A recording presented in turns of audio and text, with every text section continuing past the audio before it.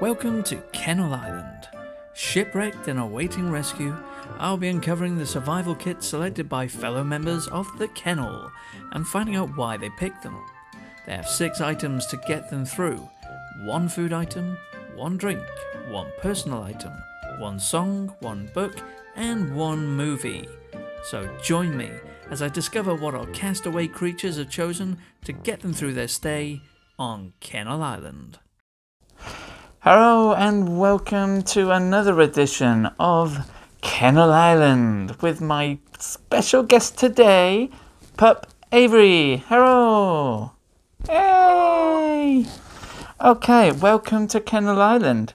Now, the usual show we usually have a few people on, but I decided to start doing one-on-ones. It's more personal. I like it better that way. So, let's make a start. As before, we're going to be asking the favourite food, drink, book, movie, music and personal item that you cannot live without whilst you are on our Kennel Island until you get rescued. Now, you have to use these things every single day, so if you're going to get bored of them quick, you better make the right choice. So, number 1, what would be the one food that you would take to Kennel Island that you could eat every single day? That would definitely have to be like steak. I love steak. It's a good source of protein. Keep me nice and strong. Mm-hmm. So I gotta go with steak. Steak and like potatoes, like a meal. Oof, that sounds real nice. How do you have your steak? So when I was younger, I used to eat it like medium rare. But growing up, I've changed and I prefer more medium, cooked a little bit more. Oh. So it's still nice and juicy. Okay. So I was the other way around. It's like when I was a kid, oh no, it had to be really, really cooked until it was almost burnt because I didn't like the pink, but you've gone the opposite way. Interesting. Why did you change, do you think? Just a taste change? I originally grew up in Louisiana, and one time we had gotten this, most of our American pups will know the name of this restaurant, this place called Popeyes, and it's a fried chicken fast food chain, and they served me uncooked chicken, and it kind of put me off from lesser cooked meats, and so that's why I started getting my steak cooked more. Wow. I mean, that's so dangerous as well. Obviously, anyone who's watched Kitchen Nightmares with Gordon Ramsay knows it's raw. I love that show. Oh my god! Well, that would put me off forever. But yeah, nice choice though. As you say, good source of protein and make you big and strong.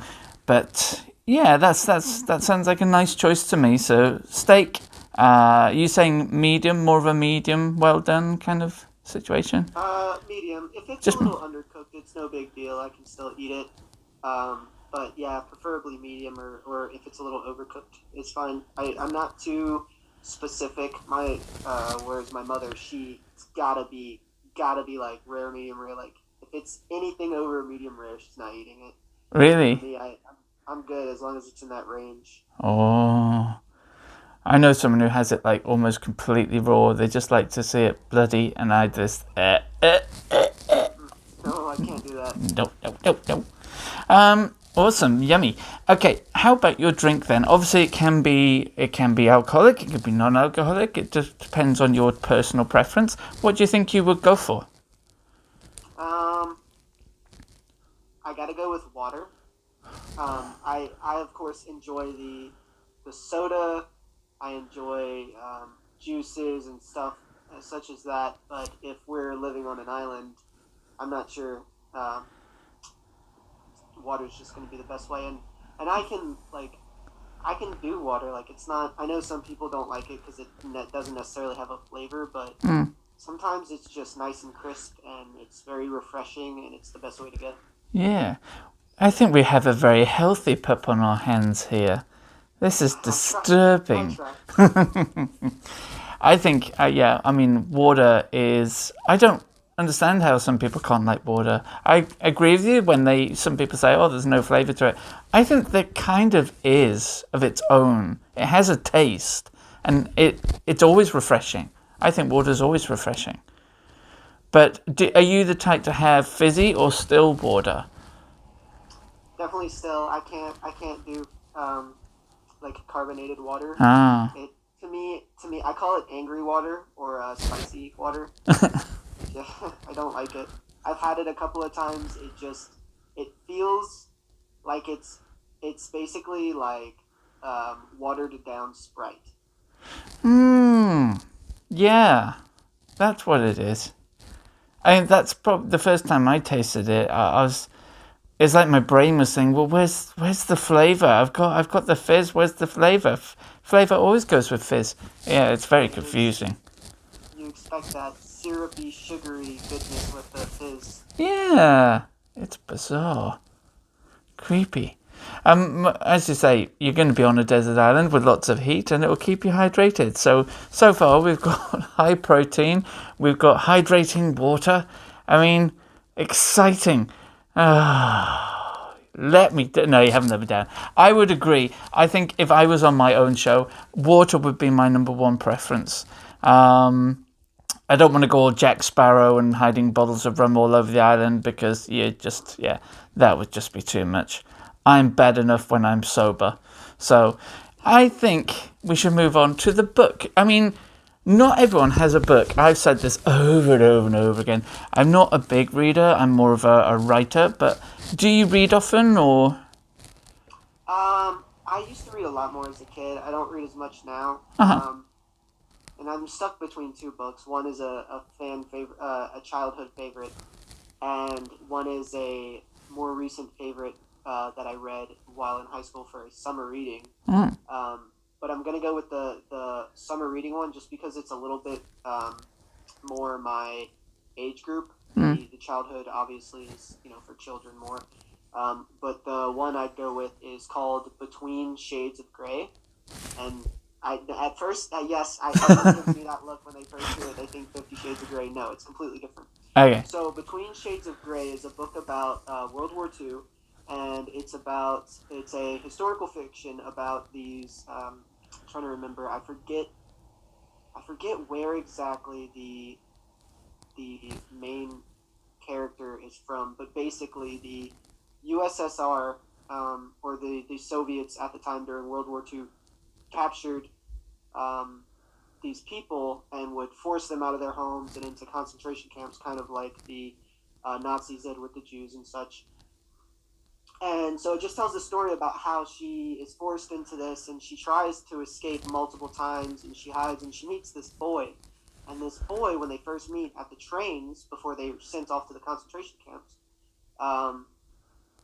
he gives her a rock, and it's like this smooth little stone, and it basically helps her get through it. And towards the end of the book, like it basically ends like she reaches into her pocket and feels the stone, and she kind of knows everything's going to be okay. But it's this big story about how she's forced into these camps, and you can see like her brother gets malnourished, her mother does all these things to make sure that the soldiers don't hurt her family, and to get them food that most people wouldn't want to do, but she does it to make sure her family survives. And it's a really, really breathtaking story, and I absolutely love it. But I'm also sort of a history nerd, so Nothing wrong with that. I mean, there's it's a tragic and devastating time back then, obviously, for a lot of different people from all backgrounds. I mean, it didn't matter, if it was race, religion, sexuality. Almost everyone was targeted. It must have been absolutely harrowing. And to hear these stories, I mean, was this a true story or based on a true story? So, with most historical fictions, I think the general concept of it is true. Yeah. The fact that World War II happened, there were concentration camps, and people were forced into them and such. But I don't think the actual character was real, and that actual situation was specifically real. Yeah. And I'm sure something similar could have happened to millions of people. Yeah, definitely. I think there's always going to be poetic license where they just use the scenario. But no, it sounds incredible. It sounds like a fascinating story, and it must be very well written to catch your attention like that. But I will, yeah. So check it out, people, if you are into your history stories.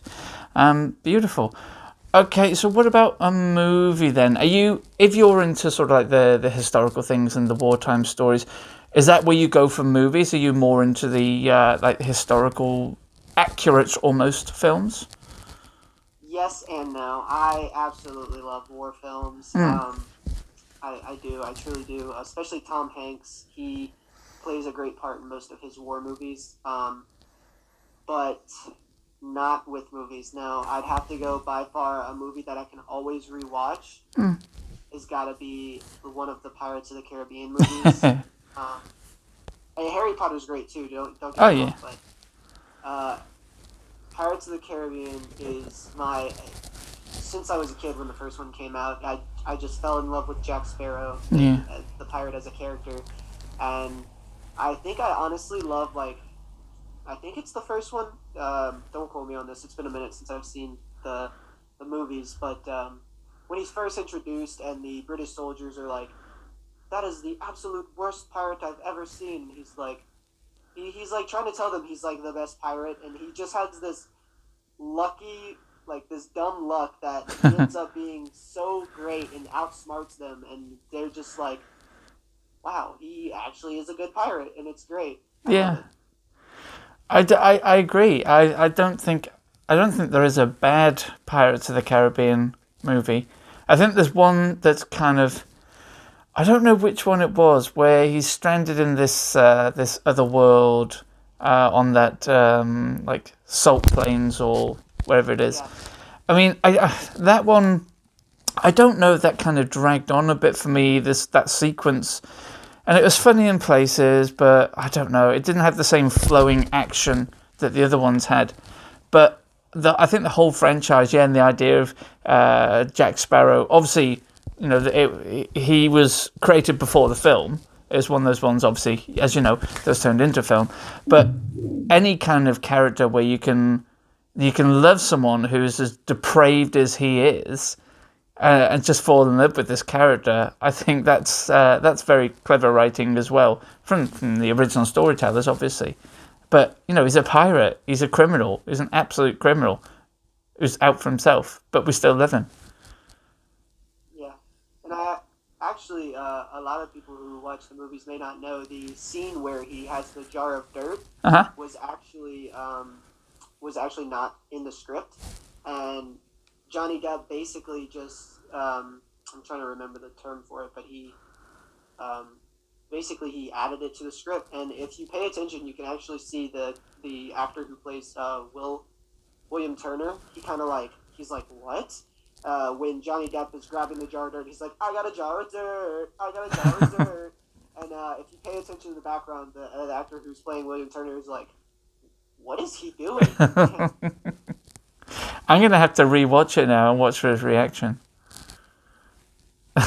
That's so funny. Awesome. Okay, so what about music wise? I mean, to me, I don't think I could, you know, I could never live without music. I try and play it every so often to pick myself up if I'm down. But is there one song that you can sort of play over and over again? Obviously not in repetition, but whenever you're feeling you need something to pick you up, is there one song to get you through? Hmm.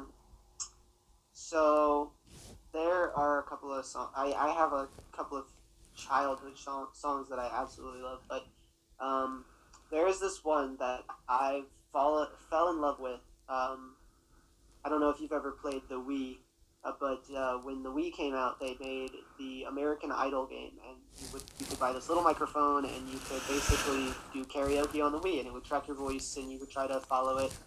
And one of the songs on there was "You're Beautiful" by James Blunt, and Ah, yeah. I remember playing that song over and over to get the lyrics and get it as perfect as I could, and I've pretty much known that song since then, and I can sing that song without hesitation and like the lyrics, just I know them so well. So Yeah.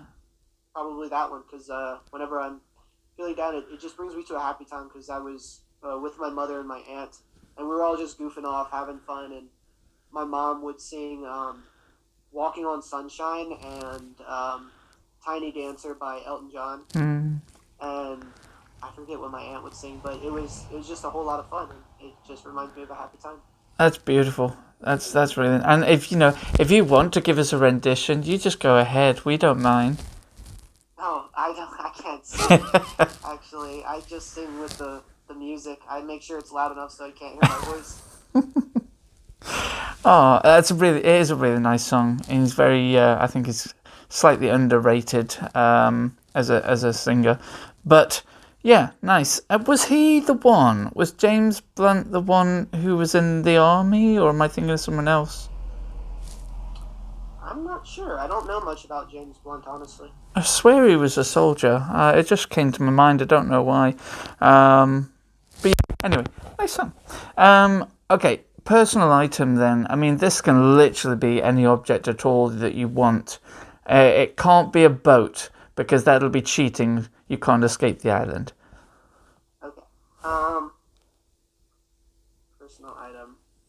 See, hmm. I kind of want to go with um, a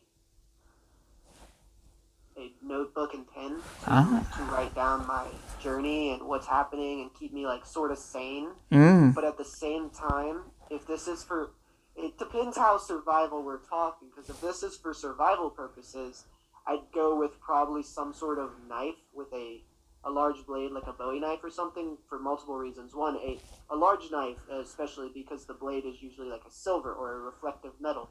You can use that area of reflectivity to shine light back into the sky if a aircraft were to pass over you and potentially catch their eye, or even at a boat offshore.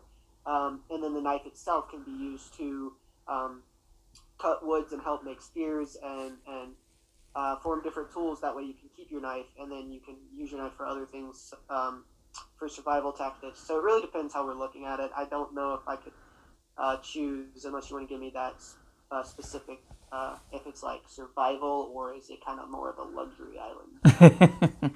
It's somewhere in between. It's not somewhere where we need to sort of, cut down big leaves and things and make shelters and what have you. No, you'll be okay. So you don't need to survive as such. And you're going to be rescued within, like, I don't know, a couple of weeks. We'll be okay. So more something, but it's good to know those things. Just in case we do get stranded on a real island one day, always take a Bowie knife, a huge knife with reflective property. Yeah, or for survival situations, anything with a reflective property, Yeah. honestly, is really good for signaling purposes. And it's actually, I learned recently that form of signaling is probably your most important thing to have while surviving a situation. Of course, water and food comes next, and shelter, but none of that matters if you have no way to signal anything or anyone for to be rescued. Yeah. But if we're in that case, and it's kind of like it's not like I have to survive, then yeah, I definitely go with the notebook and a pen. Nice. To write down my journey, and yeah. Nice. Are you the type that would or have kept a diary through your years? Yes, I have, and I do. Nice. I also enjoy free writing. Funny enough, I like to write historical fiction. Mm-hmm.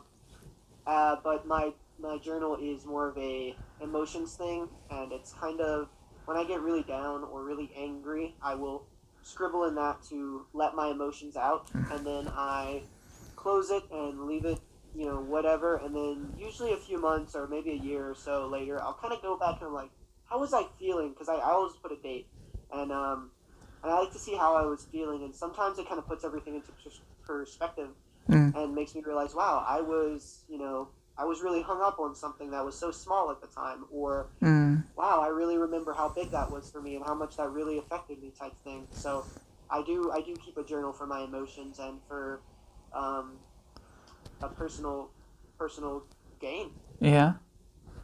I think that's a really good idea, and I think if anyone's listening out there and struggling with their emotions, then yeah, definitely do something like that. As you say, it's a good way to reflect and put things into perspective. It's something I try doing. I've probably got a diary for every year with about 2 pages written in it, and that's it, because my attention span's not the best. But the way I do it, I write short films. I've probably written 15 short films now. It's having the money to make them is the problem. But when I look at my scripts and I reread them, because I rewrite every single time, I always notice that it reflects a part of my life in every single one of them, and I don't realize when I'm doing it. I'm writing these stories that just come to my mind, and they're really good stories, some of them, but I'll start to see myself in them, and I didn't realize. So yeah, writing is such a powerful emotional tool for control and venting. Yeah, I envy you for being able to keep a diary like that. Actually, that's yeah. I think it's kind of vital when you're struggling with your emotions to let it out. So that's beautiful. I like that. And that's sort of the point of it. Even if I'm not necessarily feeling so emotional, sometimes I will just grab it and I will just write and see what comes out. And sometimes I'll literally just sit there and talk about what happened that day. Like, it doesn't even have to be that important. I can say that I almost slipped on ice, and or like, I don't know. It literally doesn't have to be. It doesn't have to be important. It could be anything. And what happens a lot of that time is I will start off, because I do like to start off listening to music. It helps get the emotions flowing or moving.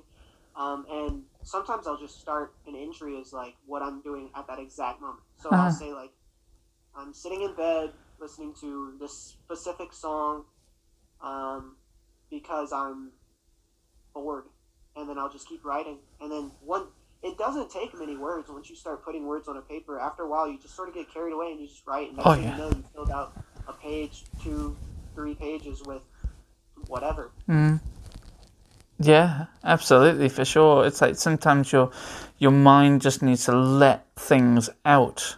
And I say when you're writing, it just flows. It's just a free-flowing art form. But that's beautiful. Excellent. Well, that's covered all those subjects. But is there anything you want to say to the audiences that are watching? Yes. So I've gotten this question multiple times, and I'm just looking at my own camera every once in a while. This is a lamp. It's a light. A lot of people get very confused by it, and I know it's been in the background the whole time. And I already know people are probably like staring at it the whole video. Yeah. And they're like, "What is that thing on his wall?" It is a lamp. I don't know why they have it as a large circular half. But that's what it is. People call it my egg on the wall. But I know viewers are probably like asking that. So I'm hoping whoever watches it and they finally get to the end, they're going to be like, "Oh my God, he answered it." Yes. It was going through my mind the whole show, and I thought, no, it wouldn't be professional to bring it up. I actually thought it was a balloon that got like static and it stuck to the wall, but yeah, that's why. See, even you were like, "What is that?" And it was drawing my eye to it too, because it's just there. Like, I wish I had the empty wall, but my computer charger's not long enough, and my computer's a little old, so I didn't want to. it's all right. It was something to talk about at the end, and that's a good thing. Well, thank you so much for joining me. I really do appreciate it. I've been meaning to do this with you for obviously a good few days now, probably weeks, but work and time zones, because obviously you're over there, I'm over here in the UK, it does not help at all. It really doesn't help. Of course. So I apologise. Thank you very much for having me. I've had a lot of fun. Me too, absolutely. And obviously, for anyone out there who doesn't know what the Kennel is, the Kennel is an amazing pup community over on Discord. You can find it by just Googling, did you Google Discord or Disboard to find the pup places? I don't know. However, there'll be links below, so just click on the link because it's the easiest way to do it. We are on Instagram, we are on Twitter, we are on Discord, we are on... Where else are we on? I think we're starting to go onto Facebook, but not yet. So the best place to come is over on Discord. Click the link below. We've got hundreds of members and we are growing every single week. And we have fun things to do, games, music, things like that. Loads of great chats with great pups. So come along, join myself, join Pup Avery, and we will see you at the Kennel on Discord. Bye! Bye. Aroo! If you would like to get to know other pups and critters around the world, be sure to click the link tree below and you'll find links to our Discord server, our Twitter page and Instagram. Signing up to our community is quick and simple and it'll be the best decision you ever made. So come and check us out today and we'll see you at the Kennel on Discord. Arr!